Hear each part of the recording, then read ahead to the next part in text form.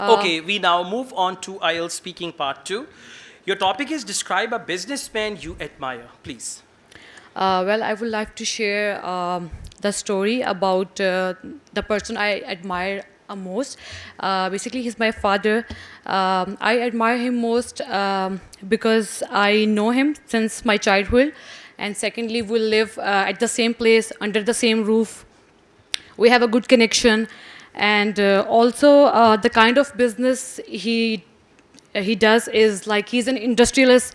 Moreover, he works in steel products, and thirdly, he works in cotton stuff.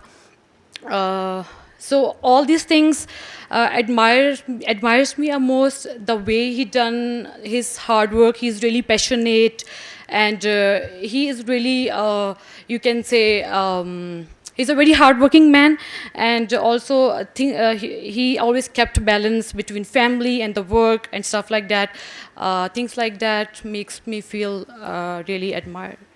All right, 1 minute, 1 second. Things like that make me feel Feel admired, not makes me feel. okay. Overall, it is good and you spoke well, but I would like you to speak more Okay. because you are on the borderline, just 1 minute. If it is less than a minute, you'll be penalized for that. Okay. Next, we had grammatical mistakes. You said, I know him since my childhood. I have known him since my childhood. And then you said, things admires me. It should have been things admire me. Then you said he done. It should have been he has done. He has done. Okay. Right? So these type of grammatical mistakes are very frequent. You need to work on that. Okay. Now, we move on to speaking part 3. What do you think should be the retirement age for men and women? In my point of view, the retirement age for the women should be nearly 40, and for the men, it should be nearly 50 or 56. Okay, because give reasons for your answer. Because if we will see by the scientifically, the men have more power, and the age gap.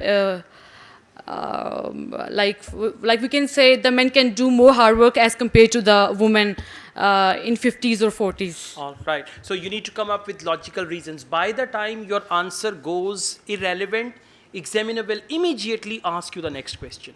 They will not even allow you to give any irrelevant answer. So if they interrupt you again and again, it means you are giving irrelevant answers. Okay? Thank you.